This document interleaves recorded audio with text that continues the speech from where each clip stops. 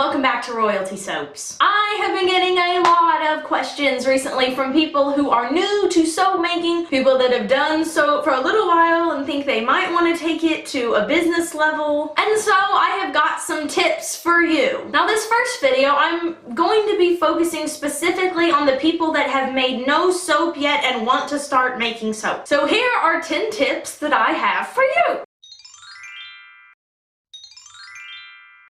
Number 1, educate thyself. Like any craft, be it pottery or jewelry making or perhaps even baking, you're going to have to be doing a little bit of studying before you just dive right in and start getting your paws dirty. So that's going to look like researching on the internet, perhaps even going to your library. There are books that you can get on soap making. I will leave a couple of them in the description box below. That means maybe joining a couple of forums and talking to some people there and reading through the files section. The Soaping 101 Study Hall is a great resource for people that have never made soap before and newbies and advanced people alike. There's lots and lots of friendly people in that particular group that I feel is very good at promoting sharing and very good at promoting kindness among its members. So if you haven't ever made soap before, I would definitely go join that group and perhaps look through the files section and see if there is any information you should be reading up on before you just go ahead and start. As far as videos go, please check out the Soap Queen channel and the Soaping 101's channel.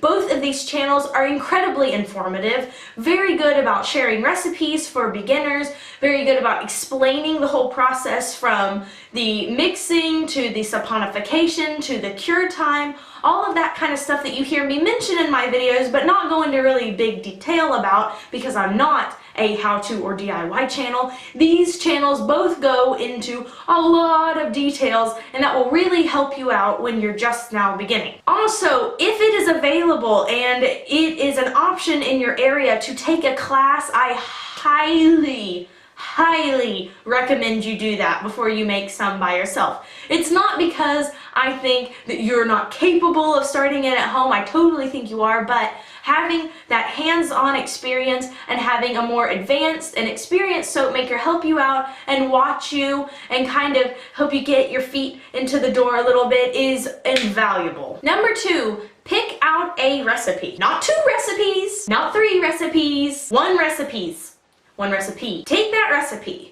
and use it. I recommend the basic recipe that Kathy McGinnis formulated for home use only. It is a Bastille recipe. It is very runny, so you can do lots of different swirls with it. It's very good at accepting fragrance oils and having the scent stay true. And it's one of those recipes where you cannot get to a really thick trace, or you could get to a really thick trace and it's still going to end up making good soap. So if you've never made a soap batch before, that is the one that I recommend. Number 3, buy your ingredients. This can get tricky because what are you supposed to buy? Well, if you're starting out with a basic soap recipe, which I very much encourage you to do, I believe Miss Kathy's only has castor oil, coconut, and olive. There may be another one in there, or the castor might be sweet almond. I'm not entirely sure, but there's only 3 or 4 oils in there. You can find coconut in your grocery store if you're not going to buy a whole bunch of it. If you're wanting to buy quite a bit of it, they have an 8-pound bucket at Wholesale Supplies Plus that you can buy with free shipping. It's a very good deal. Olive oil you can get at Costco. High quality, makes great soap, very inexpensive, and I highly recommend that. Now castor oil and sweet almond oil you can get from a variety of places. I get mine also from Wholesale Supplies Plus and sometimes from Soaper Choice. However, both of those I end up buying about, 15 pounds or so, and when you're just starting out making soap, you don't need that much, so I would get a pound or so from one of those places. If you can buy all of your supplies from one place, which the place I recommend is Wholesale Supplies Plus because they have everything, it's all in one place, you hit the $40 minimum and then your shipping is free, so that's really helpful, and you can kind of get all your soap making supplies all in one place. Another good place to get all your soap making supplies is Brambleberry. They have beginner soap making kits there. They also have all of the soap soap making oils that you'll be needing, but again, if I were you, I would limit myself to 3 or 4 oils and use a very, very simple recipe. So number 4 is to get your sodium hydroxide. Where the heck do you buy that stuff? Believe it or not, there's a couple of places you can get it. You can get it from Brambleberry, they will ship it to you. You can get it from Wholesale Supplies Plus, they will also ship it to you. You can get it from the Lye Guy. I've never tried that, but I've heard good things. So if I were you, I would buy it from a place that specifically caters to soap making and soap makers until you know a little bit more about what you're doing and have done a little more research and are a little more familiar with all the technical names and stuff like that.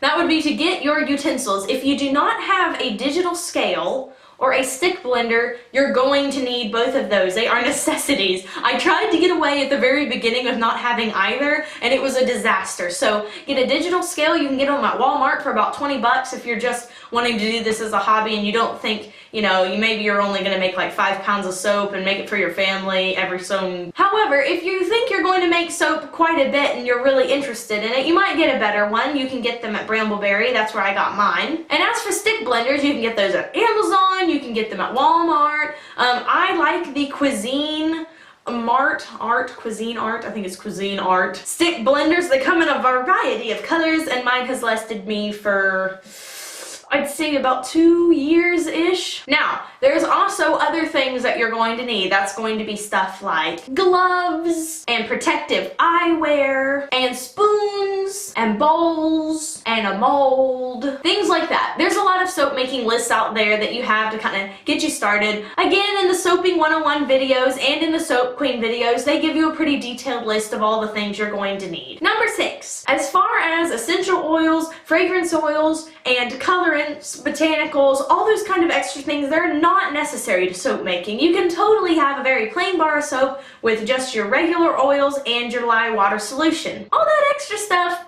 is exactly that, extra stuff. If you want some reputable suppliers for fragrance oils, I like Wholesale Supplies Plus, as always. I like Nurture Soap, I like Nature's Garden Candles, I like Aztec, I like Peak.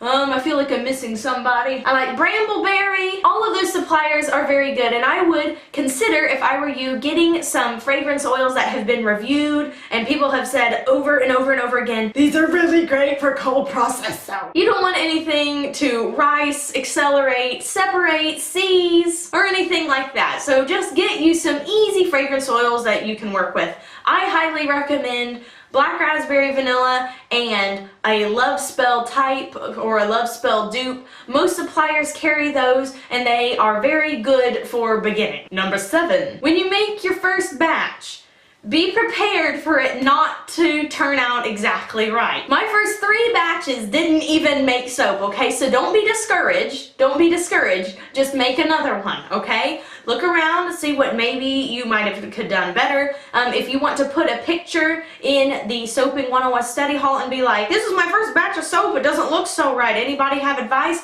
I guarantee you people will answer you and help you out. However, if it does turn out great, be proud of yourself and congratulations. Number 8, when you're cutting your soap for your first time, make sure that you apply even pressure to the knife that you're using. I'm assuming at this point you probably aren't going to want to buy a soap cutter. It's the very beginning, it's not necessary. So when you have the knife, you're going to put it on top of the soap, apply even pressure on both sides, and that will be a little bit better for making a very straight line instead of kind of curving to the side. Also make sure that you pay attention to your recipe. The recipe most of the time will tell you when the soap should be cut. Number 9, have a ton of fun. That's what soap making is about. Soap making is about having fun and creating a luxury product that you and family members and friends and perhaps even potential customers can enjoy. And number 10, make a budget for yourself. It's very easy to spend too much. All the supplies that I mentioned in this video you can get for $200 or less. I know you guys have asked me before, when you looked at my great big, soap making studio at Sudsington Palace, you were like, oh, did you get all that stuff at one time?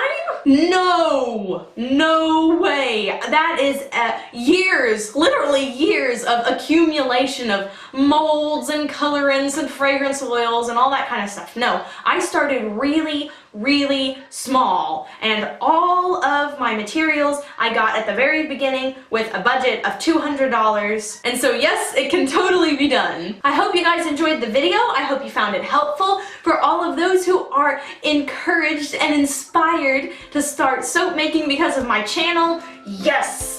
I have achieved what I set out to achieve. I hope I've been able to kind of direct you into the right avenue for getting started, and I cannot wait to see and share in your success. So until next time, you have a